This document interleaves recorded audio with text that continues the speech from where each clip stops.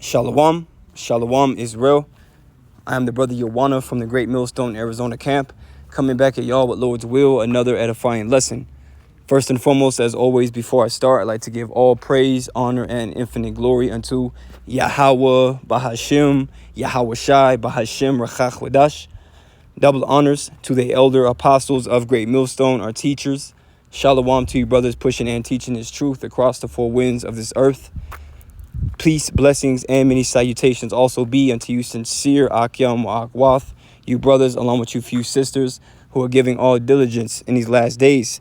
Right, through the mercy and grace of the Heavenly Father, Yahweh, through His only beloved begotten Son, Yahweh Shai, coming back with another update and prophecy type lesson. In today's lesson, we're going to be touching on how the famine of the word, right, which is a prophecy recorded in the book of Amos, the 8th chapter, right, is right around the corner. Right, which the famine of the word essentially is going to be a time in which, this word, this truth is not going to be easily accessible, as it is now. Right, you can go on YouTube, you can go to different platforms, and subscribe to men, right, who are teaching, the true understanding of the scriptures, man. And you're able to be edified, built up, and comforted, man. Okay, and updated as well with things that are happening around the world. Right, that's the time that we're in now, to push this truth, right, and continue to, bring out, what's taking place in the world, man, so that you believers can be, well updated, and informed. Okay, but see, we're not going to be doing these things forever. See, so the time of us teaching this truth, right, and the time of it being accessible to us, right, is running out. Okay, and that's why I wanted to read this article, which I have another small article that complements this one here. Excuse me, with the car in the background. Right, and this is the headline, and again, it's on the peoplesvoice.tv, and it says WEF calls for imprisonment of social media owners who allow non-mainstream content on their platforms. The World Economic Forum has called on governments worldwide to begin imprisoning social media owners who allow non-mainstream content on their platforms. It says Klaus Schwab's right-hand man, Yuval Noah Harari, says people like Elon Musk must be held liable for so-called misinformation on X. It says Harari's argument challenges the long-standing defense used by social media companies, freedom of speech. They always tried to protect themselves by appealing to freedom of speech. The companies need to take responsibility for their algorithm, Harari declared.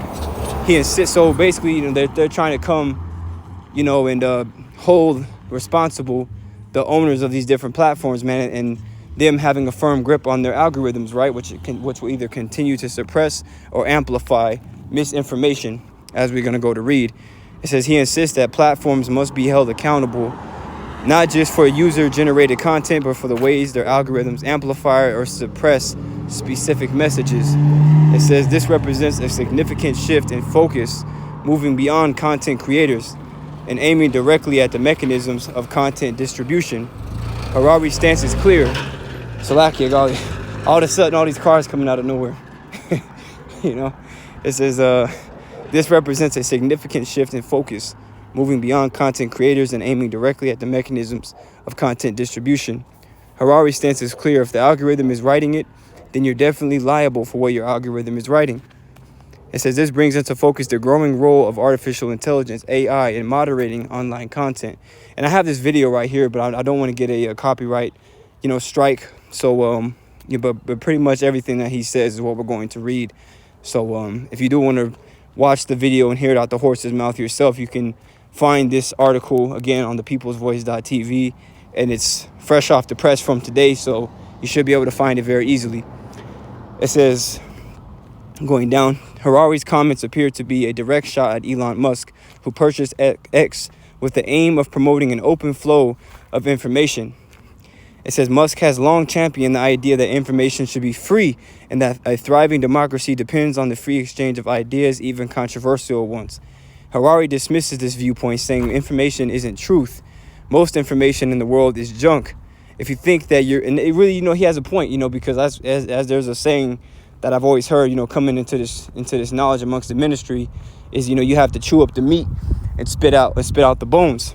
Just as Bruce Lee also said, absorb what is useful, right? And hence other words, the truth is not in everything, nor is it everywhere.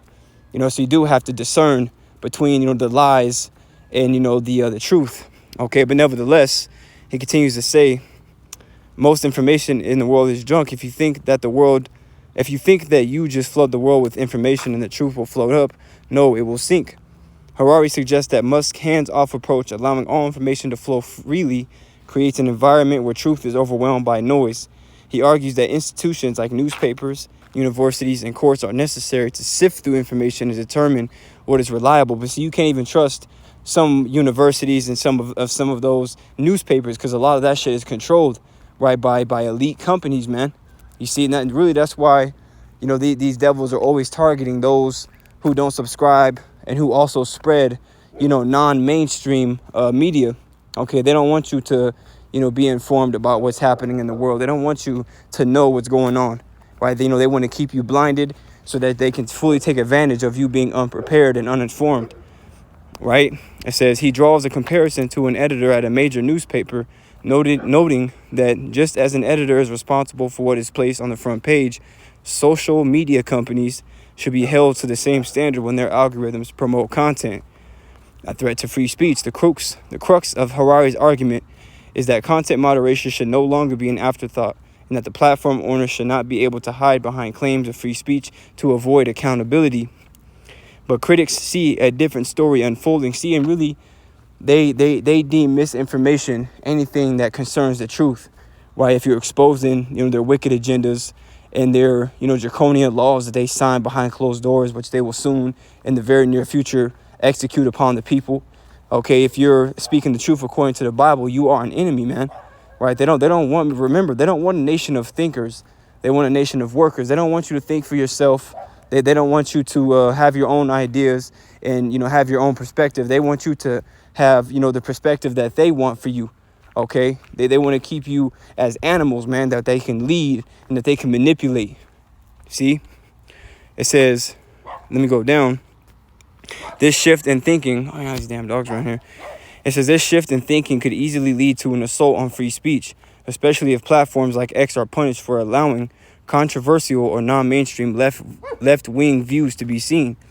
Harari's remarks highlight a broader concern about what counts as reliable information and who gets to decide. That's right. These devils are the ones that want to be able to decide, what you get to see and what you get to hear, so they can, have your mind as a soft mush, just like even during the time of the pandemic. And I remember, when I was working at I was working at a skate shop at the time. And, I had this woman with her family, her kids, and had came in. And that was a time, again, during the C-19 crisis. We had to tell people the social distance. We had a certain amount of people we could let in the stores, but we also had people to wear masks. It was a crazy time, man. It was a major, which really that was that whole C-19 crisis was ultimately a test run. And the WEF, the World Economic Forum, on their own website even admitted that the C-19 crisis was a test run. Okay, to the time that we're soon coming into, man, where they're going to implement, again, restrictions and lockdowns and curfews, right? And draconian laws are going to be established, and, you people aren't going to have no say, and you're not going to be able to do nothing about it. Okay, but I remember that lady came in with her family, and I was just picking their brain. I said, well, how do y'all feel about everything going on? Like, the rules and all the policies. She said, well, we just believe whatever the news tells us. And those are the exact same people that these elites do not see as a threat, because, again, that's somebody that they can easily manipulate and lead to exactly where they want them to be.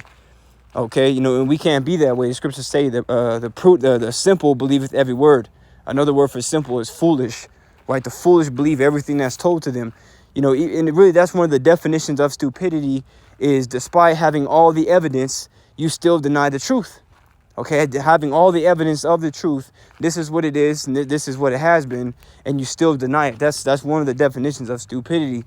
Again, having all the evidence of the truth, but yet still denying it. And these people have seen, the different claims, the different testimonies of people coming out that have received the jab, and all the different severe side effects and permanent damage that they received. Yet people disregarded that and still went and took that jab, which some people have taken it and haven't been affected. But, like the brother Amon Gabar from New York always says, that they're just ticking time bombs, man, right, waiting to go off. Okay? All you damn people who took that jab, that really showed a lack of faith. Okay, if you had true faith, you weren't going to take that damn thing, man. Because again, just as that was a test run, for the elites to see how the masses of people react to new new rules and new policies and having to get in line. That was really a test, right, for the elect to see if they're going to be afraid of losing their job and be so afraid of losing their house to the point where they take that jab, man. That was a test for all the elect, man. And Lord willing, we are the elect. Those of us who didn't take it, that was a testament of our faith. If we had to lose everything, then fuck it, but we're not taking that juice, okay? Because that was the most, that was the most fast created jab, ever created and distributed in history, and it wasn't even tested. But you people that took it, y'all are the test dummies, man. Okay, but again, these devils don't want you, saying these things, man. They want you to be quiet. They want you silent. Okay, sitting and listening and doing whatever they tell you to do. All right, and again, that woman that said we just listen to whatever the news wants, that's exactly the mentality that they want you people to be in. Okay, scripture say a prudent man looketh well to his going. You should question things, man. Okay, well, this thing was, quickly manufactured and distributed. How did they have time to test it? They didn't have time to test it. There are so many reasons on why not to take it. And just even the scriptures tell you to never trust thine enemy. Okay, but nevertheless, let's continue on. A little too much talking. It says, Harari remarks highlight, let me see if I can, here we go. Harari's remarks highlight a broader concern about what counts as reliable information and who gets to decide. If platforms are held liable for content their algorithms push, this could effectively stifle speech that does not align with the views of those in power, especially non-WEF, non-establishment voices, by placing legal responsibility on the owners of these platforms. Harari is advocating for a new level of control over online discourse, one that many see as a threat to the very principle of free speech. It says the implications of Harari's call for liability are significant. For instance, if a platform like X is held legally responsible for content deemed unreliable, it could be forced to adopt extreme censorship measures, fearing litigation. This is particularly concerning as we head into a politically charged season where platforms like X are vital tools for public discourse. Harari references the long-standing debate over Section 230 in the U.S., which protects platforms from being held responsible for the content their users post. This has been a cornerstone of internet speech protections. However, Harari seems to believe that the rise of AI and algorithms complicates this dynamic, warranting a new approach where platforms are responsible not just for hosting content, but also for how it's distributed. They want to control the way, the amount of information and the type of information that you receive. Right? It says, by singling out Elon Musk and platforms like X, Harari is essentially advocating for a system where free speech is secondary to algorithmic responsibility. This would open the door to legal repercussions for those who don't comply with the WEF or establishment-approved narrative. See that? Legal repercussions, man, such as jail, such as, fines, and if not both, and or being put to death, man. Right? Those are going to be those repercussions that come, right, if you don't comply with the World Economic Forum or their establishment-approved narratives. It says, this move could have profound consequences for the future of free speech on the internet, especially in the context of AI-driven censorship. Harari's call for liability could have far-reaching consequences, especially for free speech. While addressing misinformation may seem reasonable on the surface, holding platforms like X accountable for their algorithms will likely lead to extreme censorship, and that's what we're coming into, man. Right, that's the times where we're coming into, and it's not just going to be on Twitter. It's going to be on YouTube. It's going to be on Facebook. It's going to be on Instagram. It's going to be on TikTok, and TikTok is another platform, right? Where again, you have to chew up the meat, spit out the bones, but there is a lot of truth, right, and a lot of news and good information that does come up off of there, man. And that's one reason why TikTok has been targeted so much, especially these last 2 years. Okay, it says, or was I at? Something we already witnessed between 2020 and 2023 regarding the you-know-what and potential treatments. By singling out Elon Musk and others, Harari advocates a future where freedom of speech is subordinate to algorithmic control. There are at least two major concerns. Who decides what constitutes reliable information? And is it more harmful for a republic to encounter potentially incorrect information than to have state regulations controlling what can be said in public forums? If platforms face legal repercussions for amplifying non-mainstream content, they may suppress dissenting voices to avoid litigation. This could turn the internet into a space where gatekeepers rather than users control discourse, a dangerous precedent in the digital age. And this is something that these elites, right, are all advocating for, man. You know, hey, Bill Gates, you see, which is, again, is in cahoots with Klaus Schwab, the founder of the World Economic Forum, the secret council of the wicked. They're the global leaders, man. Okay, and they're the ones that are, hey, here soon, you different people that don't know who these individuals are, you're getting ready to find out. Okay, and there's nothing to fear, because at the end of the day, you know, let's get into that scripture in Amos. This is all part of Bible prophecy. So the fact that we're seeing these headlines, or these kind of headlines, right, are signs, are omens, right, that this prophecy that we're about to read is right around the corner. And that's why taking this truth seriously is mandatory every single day, because we're not always going to have access, right, to our beloved elder apostles, man, or to brothers, you know, to get built up and comforted, you know, in our faith, man, as we are in these evil and dark times. We're not always going to have the privilege of opening our phone and going to a video, right, to learn and to get understanding, right? This is Amos chapter 8 and verse 11. It reads, "Behold, the days come, saith the Lord Yahweh, that I will send a famine in the land, not a famine of bread nor a thirst for water, but of hearing the words of the Lord. And they shall wander from sea to sea, and from the north even to the east. They shall run to and fro to seek the word of the Lord, and shall not find it." So the Lord says there's going to be a famine of hearing the words of the Lord, right? You know, there's still going to be a famine of food and a famine of water, right, here soon in the days to come. There ain't about to be no food, and there ain't about to be no water nowhere, man. Right now, that's going to be the judgment of Yahweh Bashim Shai, which the Lord willing will be elected, and we're going to be taken care of. But what the Lord's talking about in the specific verses, there's going to be a famine, a shortage of hearing the words of the Lord, man. People are going to be going all over the place looking for the true men of the Lord, right? But they're not going to be able to find them. In that day shall the fair virgins and young men faint for thirst. They're going to be looking for the fountains of living waters, right? But the fountains of living waters are only going to be amongst those, right, that are in the secret place of the Lord, right? Those that are in this truth.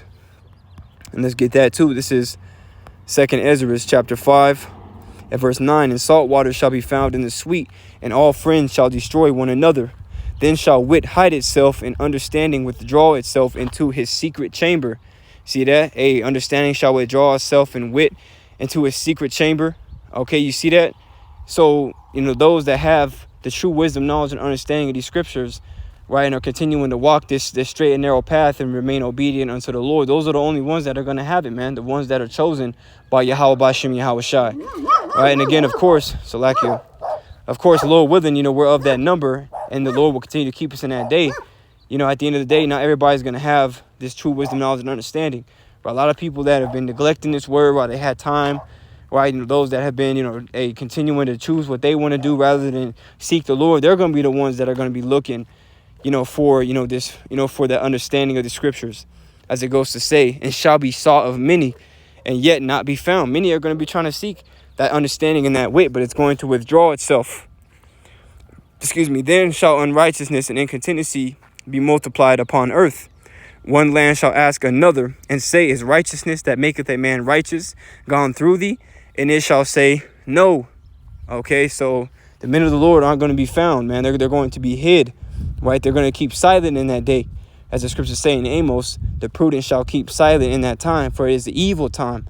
Okay, our job is to warn, you know, you different individuals, and really you Israelites, you so-called Negroes, Latinos, and Native Americans, right? All of these different events and things that are taking place around the world, man, with these devils are talking about, these different councils that they have and the topics that they discuss, because it all shows us that, hey, you know, that we're in the last days, right? And really concerned more specifically for this lesson concerning these articles we read, it shows us that, hey, the famine of the word, which is a very serious prophecy, is right around the corner. Okay, so I have this really small article as well. And it says, AOC reveals elite forming task force to censor journalists who oppose globalist agenda. Reporter Republican Alexandra Ocasio-Cortez has called for journalists who oppose the globalist agenda to be censored, declaring that you cannot just spew disinformation and misinformation. According to AOC, the liberal elite will have to figure out how we reign in our media environment to ensure the public only receive pre-approved narratives and inconvenient facts can be suppressed. You see, inconvenient facts can be suppressed. But see, they were trying to get rid of us who were speaking the truth concerning what was in these jabs, concerning what these devils are doing. We were all striked, and we even getting striked now, man. That's why we had to speak in code with certain words, right? Because they've set up algorithms to target us who are bringing out the truth, man, concerning really anything, man. You see, inconvenient facts can be suppressed. That's what they want, right? Scripture say that these devils loved lying more than speaking righteousness, man. Psalms, the 52nd chapter, roughly paraphrasing. It says it's one thing to have different opinions, said AOC, but it's another thing entirely to just say things that are false. So that's something that we are looking into. It goes without saying that AOC and her Democrat comrades will be the judge of what is classified as misinformation and which journalists will be censored. Watch. All right, let's check it out. Lord willing, it plays. It's only 40 seconds. Right? I'm not too sure if it will. Maybe it won't. Service is a little slow, but it says AOC joined the ranks of globalists, including Yuval Noah Harari, who recently called for the right to censor what he described as disinformation narratives that are flourishing online and threatening the globalist agenda. According to Harari, who serves as Klaus Schwab's right-hand man at the World Economic Forum in Davos, disinformation narratives on the internet run the risk of derailing the globalist agenda. In an interview with Fareed Zakaria on CNN, Yuval Noah Harari dismissed the millions of people opposing the WEF's techno-communist agenda on social media, claiming that they are nothing more than bots. That's how they look at you people, man, as bots, right? Insignificant life forms that have no purpose.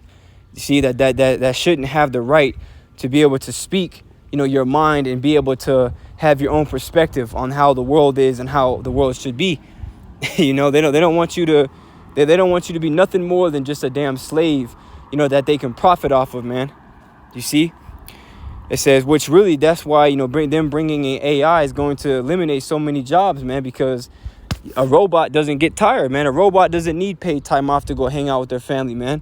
A robot just works from sun up to sundown, and they actually don't even have to pay the robot, man, because the robot's just, again, they're a slave.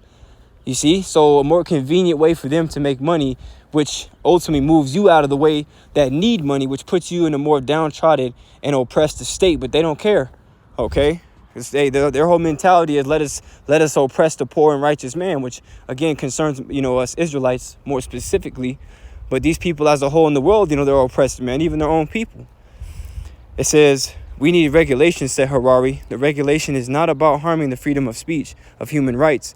It's about regulating the algorithms and the bots. Freedom of speech is a human right. It's not a bot right. The problem is not freedom of speech, Harari continued. The problem is that there are algorithms on Twitter, Facebook, and so forth that deliberately promote information that captures our attention, even if it's not true. So, we know we're definitely, it's like there's damn bugs in my ear. We're definitely in that time, Israel, where Yahweh Shai is about to shut this ministry down, man. There's not going to be no more talking from the prophets, because the Lord is going to cause the tongue of the prophets to cleave into the roof of their mouth, pursuant to Ezekiel, the 3rd chapter. And I might as well end it off there. Right, this is a time, as the Lord said, to seek him early while he may be found, to call upon him while he is near. Right, the Lord's not always going to be accessible, man. So, hey, get this truth while you can. This is, excuse me, where's Ezekiel? Here we go. This is Ezekiel chapter 3. And let's go down. Should be at the end. Ezekiel chapter 3 and verse 25. But thou, O son of man, behold, they shall put bands upon thee, and shall bind thee with them, and thou shalt not go out among them. And I will make thy tongue cleave to the roof of thy mouth, that thou shalt be dumb. And dumb not saying stupid, dumb meaning you're going to be mute. And shall not be to them a reprover, for they are a rebellious house. You see that? But when I speak with thee, I will open thy mouth, and thou shalt say unto them, thus saith the Lord Yahweh, he that heareth, let him hear, and he that forbeareth, let him forbear, for they are a rebellious house. You see, those that are going to get this word are going to get it now, and those who this word is not for are going to forsake it and wish and regret that they didn't do that, man. You see, or regret that they did do that. People are going to be real ashamed here come soon, man, when this word isn't accessible, right? And all they did in this time of grace was continue to shrug the shoulder. You see, these people are going to be in a very ashamed state of mind, seeing as they wasted their time and not investing their time into this truth. Okay, but see, at the end of the day, that's a story and a lot of many, but Lord willing, it's not ours. So a Lord willing, this lesson was edifying, man, to you, Akyam, Wak, who tuned in. Of course, as always, before I end off, I like to give all praise, honor, and infinite glory unto Yahweh, Bahashim, Yahweh Shai, Bahashim, Rachach Wadash. Double honors to the elder apostles of Great Millstone, our teachers. Shalom to you, brothers pushing and teaching this truth across the four winds of this earth. And as always, till next time, Lord's will, I say shalom, stay strong, and keep the faith no matter what. Shalom.